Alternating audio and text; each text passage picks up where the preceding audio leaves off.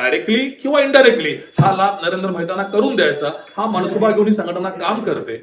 मराठी महापौर झालं पाहिजे अशी भूमिका मराठी एकीकरण समिती, मनसे आणि शिवसेनेने घेतलेली आहे आणि ती भूमिका नरेंद्र मेहता यांना समर्थनीय आहे, त्यांना लाभदायक असा आरोप आज मांजरेकर आपण केलाय. काय म्हणणार आहे? 3 दिवस मीरा भाईंदर महानगरपालिकेच्या मध्ये मराठी एकीकरण समिती आंदोलन करते आहे. मराठी महापौर झाला. शिवसेना ही मराठी अस्मिता जपणारा हा पक्ष आहे. मराठी महापौर व्हावा ही आमची इच्छा आहे, आनंद असेल जर मराठी महापौर झाला तर.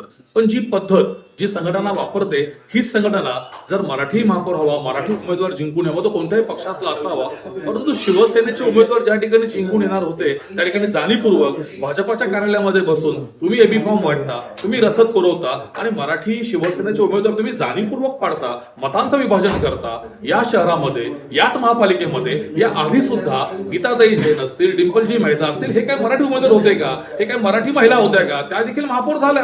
मग त्यावेळेला ही संघटना गप्प कशाला होती? आणि आज ही संघटना आवाज उठवते. म्हणजे वेळोवेळी जेव्हा शहर शांत असतं, कुठेतरी ह्याला वादाचा मुद्दा बनवायचा, मराठी अमराठी मुद्दा बाहेर काढायचा आणि पुन्हा एकदा याचा डायरेक्टली किंवा इनडायरेक्टली हा लाभ नरेंद्र मेहतांना करून द्यायचा, हा मनसुबा घेऊन ही संघटना काम करते. एवढंच या ठिकाणी मला सांगावं असं वाटतं आणि हे कुठेतरी हास्यास्पद आहे. तर आता आपली भूमिका काय? तर ज्या पक्षाचं बहुमत सिद्ध झालेलं आहे त्या भाजपाला आता अधिकार आहे त्यांना कोणता महापौर महिला बसवायचा आहे, त्या अधिकारामध्ये लुडबुड करण्याचा अधिकार कोणत्याही पक्षाला नाहीये. नरेंद्र मेहता यांनी आरोप केला होता की काँग्रेस आणि शिवसेनाची युती आहे, ते मागून त्यांना मदत करत आहे आणि आता विकास आघाडी म्हणून बनवलं, आता दोघं एकत्र आले. काय म्हणणार आपण?